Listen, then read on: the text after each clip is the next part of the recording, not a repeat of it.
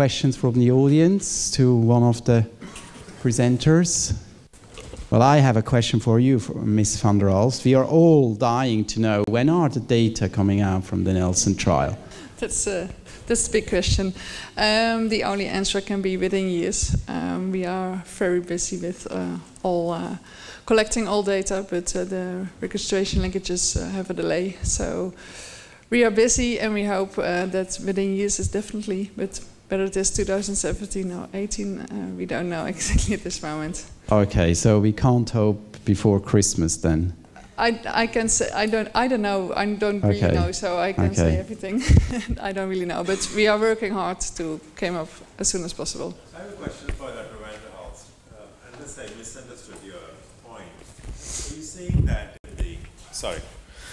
Are you saying that the reanalysis or the projection models suggest that the most optimal group of patients to screen are those from 55 to 80 years compared to 55 to 75? Mm-hmm. In other words, extending the screening to somebody 5 years older than what was the upper end in LST is the better model, because that was the only difference between what you showed and the LST eligibility criteria.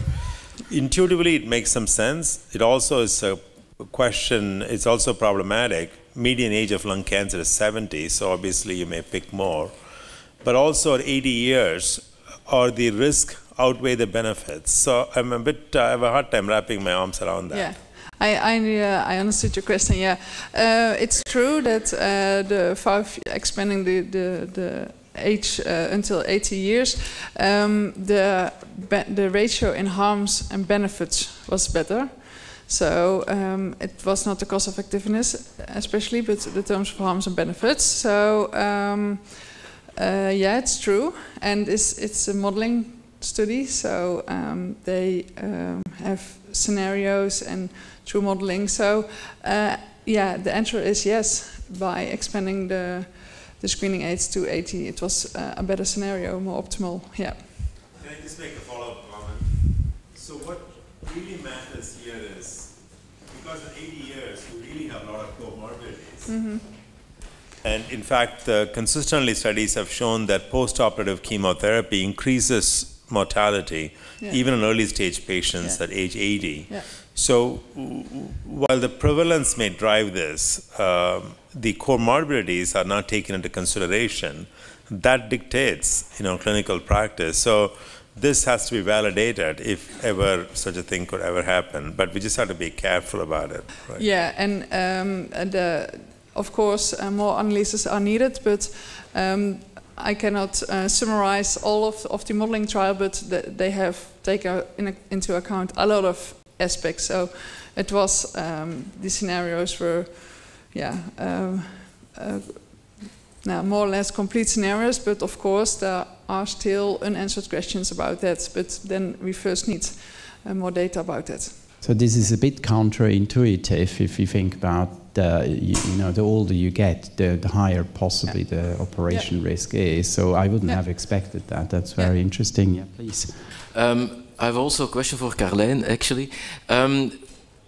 Actually, patients who have been cured by lung cancer with primary treatment, they are at very high risk to develop another secondary cancer. Mm-hmm. We have published, based on the Dutch Cancer Registry, data on 65,000 patients followed for 18 years, whatever the primary treatment was, but after 5 years they were alive.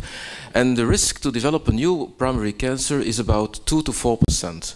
But it remains that high after 18 years. My question to you is, in that case, it's kind of also screening for lung cancer. Did you do some micro-simulation on that important issue? Because it means, should we follow up those patients? That's a high question. And which group of patients should we follow up, and how would we do it? Yeah, it's a very important question, but we have no data about that at this moment, so it's not included in the modeling studies. But indeed, it is very important, and we should monitor this and try to also model this in the future. Yeah. At this moment, I'm sorry. Yes, please. You know that we have already widely used CAT scan as a screen, but we usually found a multi-lesion. So how to management for the motor region, if you found the double both side, do the surgery or do the how to intervention on management of motor region. Sorry, I didn't get multiple region. Okay. So what is the question, or is a comment? How to manage it? Management. Oh, if you have like 3 nodules or something. Yeah, 3 like or more than 3, both sides. I mean, okay. You cannot do the surgery. So, just go on. I guess I pass it over. So, if we have this really is a problem if we have different on both sides. So we do it in the practical way. So we go for the biggest one first, and we find out what it is. And if there is nothing, then we do most probably just controls, and we see whether there is another one is going to growth. And if there is another one that changes its aspect, then we will go for that one. But we will not be able to go for all the 3 usually at the same time. You're right, especially if they're on both sides in different lobes. So it's more a practical way how to explain. It's not really a scientific way. So maybe I have a question to Milo and Ms. van der Alst. So what do you think about these micro initiatives, I call them, to do opportunistic screening? Is that, I mean, everyone is somehow talking about it, and people come up and ask, well, you know, I smoked for 20 years and my mother had a bronchial cancer. Should I do this screening or not? So what is your opinion on that? Maybe Milo first and then Ms. van der Alst. Hard to say, because there is very little evidence out there. What we know from other cancers is that depending on how it is diagnosed, the cancer may differ quite a bit. Like we know that from breast cancer, the whole in situ carcinomas, that where there is a question, are they turning into malignant carcinomas, and so on. And I guess that in an opportunistic setting where you already have patients with a number of other conditions and risk factors, that you may detect different cancers than those, or slightly different cancers or distributions than those you detect in a screening. And if there is no evidence for that, I don't know, I find it hard to tell what to do, or whether it's effective, or whether the benefit-harm balance is going to be favorable. But probably the situation is not exactly the same as in a screening situation. What is your opinion on that? No, actually, I think I agree with the comment, but what maybe is more important here is the informed decision-making process that we have to tell about what we know, what we don't know, and then it's up to the patient or a shared decision-making with the physician what to do.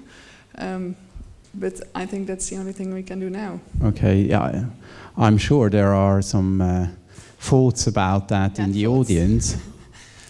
I don't know who wants to make a comment on that. No one. Everyone is just thinking about the coffee, possibly. Further questions on anyone? Yes, please. Yeah, I have a question for radiologists. For the follow-up of the GGO solid tumor, how do you think about the CT value? This science. I didn't find you use this science. For the CT values. For the ground glass nodule, or you're talking for subsolid or only for the ground glass nodule?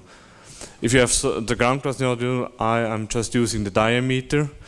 We now do not do any ratio measurement between subsolid or solid, if this is was the question. And the follow-up is 3 months. If it's stable, then we increase the duration very long to up to 2 years or more. We follow up them up to 5 years as it is in the guidelines, the subsolid nodules. Because in China there are so much GGO patients, and we always use this science of CT value. Maybe you could go higher and higher. So maybe we decided this is active, and then maybe higher than -400. So we should have a resection. Okay, now I did not understand quite. No. Not quite sure about the question. Okay. Well, last question. We need to move on. It's 1:15. Sorry, I don't. Okay. We will afterwards. I will come Okay. after you. So in the interest of time, there is some coffee out